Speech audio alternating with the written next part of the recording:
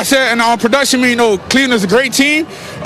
We beat them early in the season, but, they had to switch, and they came out here to play. It was a tough fighting game between two tough teams in the ALC, and we just came out with a victory. How much did you have left in the tank in that last drive to set up that field goal? I had everything in me.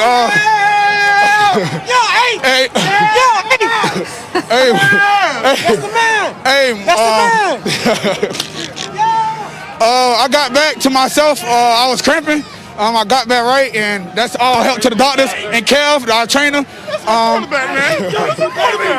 We just came out the victory. What was happening back when you were in the locker room? I was cramping. And I had to get some IVs in me for the cold, and we came out the victory. Now, were you able to see the game? Did you know what was happening when you were back there getting IV? I was trying to come back. I was stretching. Kev was walking with me, talking to me. I was getting ticked off because I seen, what was going our way. The guys came back for the Browns, made a tremendous play, scored a touchdown, and then I seen my guy Chase Money go down. And I was already coming back on the field. I got ticked off, and there it was. So you came back out in the field. It's 4th and 5. The game is on the line. What are you thinking then? We got to get it. We put too much into this game, and coming back from COVID and stuff like that, we can't see each other how we want to. We just had to come out with a victory, man. Lamar, what does this victory say about your team? We tough. We finished the game finally, and we just got to keep stacking. If Trace McSorley had not gotten hurt, would you have come out? I was still coming out no matter what. It was crunch time. This is going to go home for us right now. We got to keep it going. Thanks, Lamar. Congratulations on the win. Appreciate you, Ms. Lisa. The understandable jubilation of a road team earning a remarkable victory, and Jackson going back into that locker room, but his emergence from it to come on the field and do what he did, memorable.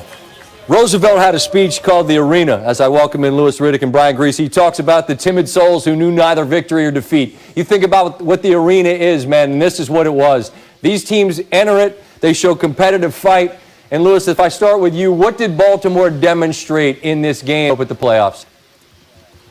What they demonstrated was tremendous competitive character, Scott. I mean, that's really the only way I can really put it. The kind of guys who look, despite the fact that they don't have their normal practice schedule, as Lamar pointed out, they haven't really seen each other. They haven't been able to be around each other, haven't been able to hug each other, shake each other's hand, pump each other up.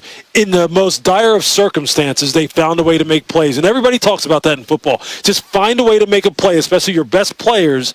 And Lamar Jackson embodied that tonight. He was like Superman. Brian, what'd you see out of that Raven team, particularly when Jackson comes back on the field? I mean, again, I always lean on the fact that you played the position. Man, you come back out of the locker room, it's 4th and 5. Hey, make a play, 8, and he does. Well, what was crazy, Scott, was he had punctured this Cleveland Browns defense with his legs predominantly through the first 3 quarters of the game. And when he came out, the first four plays were passes, and the first one, the touchdown on 4th down. So you have to give him credit. But he threw almost half of his completions when he came back out of the locker room in the game. So when he had to have it, and Marquise Brown had to make that play, and then the last drive with Mark Andrews over the middle of the field, those 2 plays were huge, obviously. So you got to give him credit throwing the football. Louis, you said at the end of the game there are no consolation prizes. I agree. You said these are not the same old Browns. I also agree. But I do wonder, when you have this stage, your city is wanting so much to believe, and you invest this much, come back, get a lead, and you lose, how much could that stick moving forward?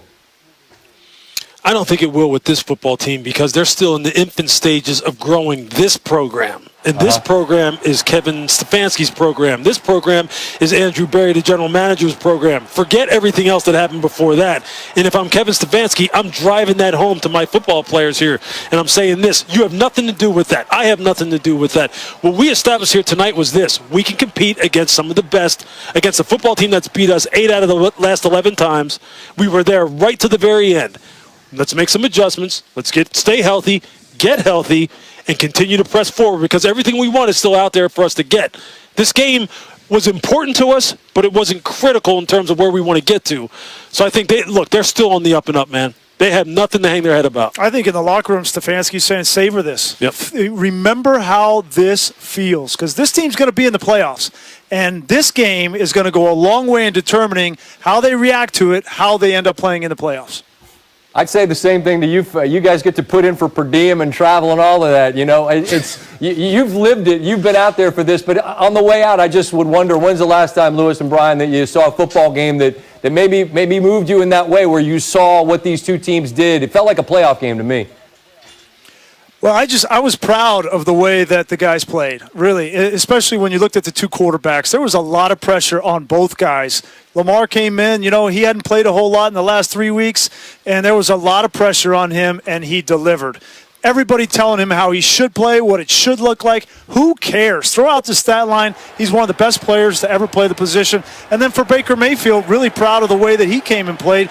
We started the broadcast with the city of Cleveland, the pressure on Baker Mayfield, and he was outstanding in this game. Something to build on. Yeah, for me it felt, Scott, like we've seen a lot of great games in our time, whether it be on TV, whether games that we were attending, or maybe games that we even played in. But for me, this felt a little bit personal because this is Cleveland. And even though this isn't the same stadium I played in, I could feel the fans' energy here. It felt like the old days again, and this wasn't even filled to capacity here. If this had been filled to capacity, this place would have been rocking. And I think that is something that the fans are going to go away disappointed that they lost, but they're going to say, hey, maybe we're back. Maybe we're back on that track that we were on in 1994 before they announced the move in 95. Just maybe. Let's not get ahead of ourselves, but just maybe. And I think that's the importance that this game carries tonight. Yeah, it takes folks back to a time when a guy was wearing number 42 with some shoulder pads up around his ear holes, right? Around this eye. Fellas, what a treat to watch this one. As always, enjoyed the time. We'll talk next week, all right? Thanks, Scotty. All right, let's do our research on all the rushing in Monday's game. Fourth quarter makes you forget all that went into it. 124 on the ground for Lamar, 8th career game crossing the century mark. Already the second most by any quarterback in NFL history, trailing only 10 by Michael Vick. Jackson helped the Ravens eclipse 200 rushing yards for the 18th time since he became the quarterback for the Ravens, at least as a starter in 18. Twice as many as any other team over that span. Derrick Henry and the Titans have got 9. And the franchise matched the record with 5 rushing touchdowns. Browns added 4. That combined total of 9 matches the all-time NFL record. Last time that happened, 1992, when someone called Rock Island, Steve, had 9 by themselves. Oh. I think they covered that one. All right, as for the fluidity of this picture in the AFC, it is loaded, it is crowded. Wins are important, and for the Ravens, maybe critical. That win, monstrous. Dolphins still hold the tiebreaker for the last spot in the AFC. The Browns retain the top wild card spot thanks to a tiebreaker of their own and a win over Indianapolis. Coach Stefanski's team battled, but ultimately comes up short. His thoughts on this classic Monday nighter. Obviously very disappointed. We came here to get a victory and we didn't. Very hard-fought game on both sides. I appreciate how the guys battled, but we just did not do enough to get a win. And we made mistakes, really, from myself to the coaches to the players to the offense, defense, special teams. We just weren't clean enough to beat a good team, and that's disappointing. But it's almost going to be midnight here. It's almost going to be Tuesday, and we got a game coming up on Sunday. So we'll own this, and then we will move on and put all of our efforts into next week.